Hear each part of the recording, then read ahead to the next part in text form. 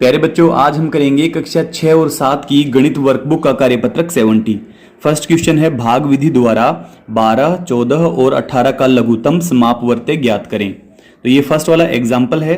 12, 14 और 18 का लघुत्तम समापवर्त्य हमें दिया गया है। सेकंड हम करते हैं 77, 88 और 132। तो हम 2 से भाग करेंगे। 77 तो भाग जाएगा नहीं, ऐसे ही रखेंगे इसको। फिर 88 को 2 से भाग करेंगे 44, 132 को 2 से भाग करेंगे 66। फिर से हम 2 से भाग करेंगे तो 77 का 77 ही रहेगा।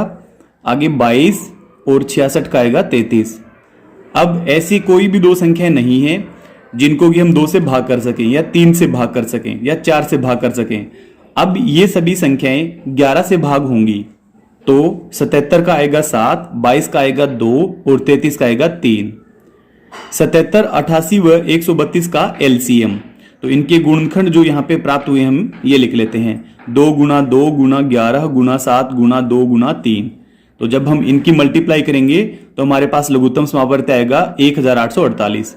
तीसरा भाग है, हमें 24, 30 और 18 का लघुत्तम समापवर्त्य ज्ञात करना है। 2 से भाग करेंगे हम तो 12 आएगा, 30 को 2 से भाग करेंगे 15 आएगा और 18 को 2 से भाग करेंगे 9 आएगा। अब ऐसी कोई भी दो संख्या नहीं है जिसको कि हम 2 से भाग कर सकें। तो अब हम 3 से भाग करके देखते हैं। 3 से 12 को भाग करेंगे 4 आएगा, 15 को 3 से भाग करो 5 आएगा, 9 को 3 से भाग किया 3 आएगा। 24, 30 व 18 का एलसीएम 2, 3, 4 गुना 5 गुना 3, तो ये होगा 360। नेक्स्ट है, इसका फोर्थ पार्ट है 135, 120 और 90। हम 2 से डिवाइड करेंगे, 135 वैसा ही रहेगा, 120 को हम 2 से डिवाइड करेंगे 60, 90 को 2 से डिवाइड करेंगे 45। अब हम 3 से डिवाइड कर लेते हैं तो ये आएगा 45, 60 को हम 3 से डिवाइड करेंगे 20 और 45 को भी हम 3 से डिवाइड करेंगे तो ये 15 आ गया है। फिर से हम 3 से भाग करेंगे, 45 को 3 से भाग करेंगे 15, 20 भाग नहीं जाएगा और 15 को हम 3 से भाग करेंगे 5 आएगा। आगे है 5 से भाग करेंगे। अब हम 15 को 5 से भाग करेंगे 3, 20 को 5 से भाग किया 4 और 5 को 5 से भाग किया 1। तो अब इसका एलसीएम होगा 2 गुना 3 गुना 3 गुना 5 गुना 3 गुना 4 गुना 1। ये हमने लिख लिया है। अब इसकी मल्टीप्लाई हम कर देते हैं 1080। पांचवा पार्ट है इसका 35, 60, 75। 2 से भाग नहीं जा रही कोई भी दो संख्याएं तो हम 3 से भाग करेंगे। 35 का 35 ही रहेगा, 60 को हम 3 से डिवाइड करेंगे तो 20, 75 को हम 3 से डिवाइड करेंगे 25। अब हम 5 से भाग करेंगे। 35 को 5 से भाग किया 7, 20 को 5 से भाग किया 4, 25 को 5 से भाग किया 5। इसका एलसीएम हम देख लेते हैं, गुना 5 गुना 7 गुना 4 गुना 5, तो यह आएगा 2100। इसका सिक्स्थ भाग है 20, 25, 125। यहां पे 5 से ही भाग जाएगा, 2 से या 3 से भाग नहीं होगा। 5 से भाग करेंगे हम, 20 को 5 से भाग किया 4, 25 को 5 से भाग किया 5, 125 को 5 से भाग किया 25। अब फिर से हम 5 से भाग करेंगे, 4 भाग जाएगा नहीं, इस 5 को हम 5 से भाग करेंगे 1 आएगा, 25 को 5 से भाग किया 5 आया।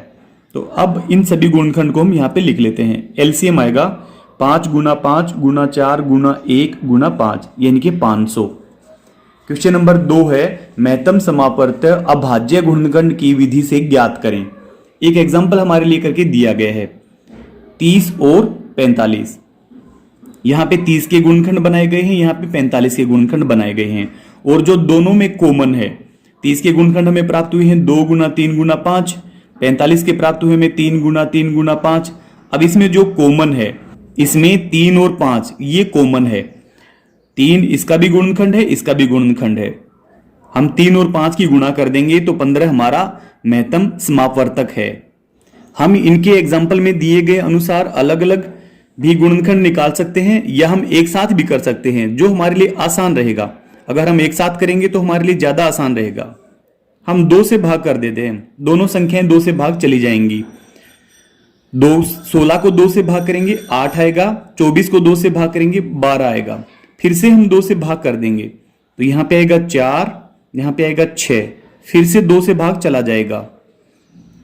4 को 2 से भाग करेंगे 2, 6 को 2 से भाग करेंगे 3।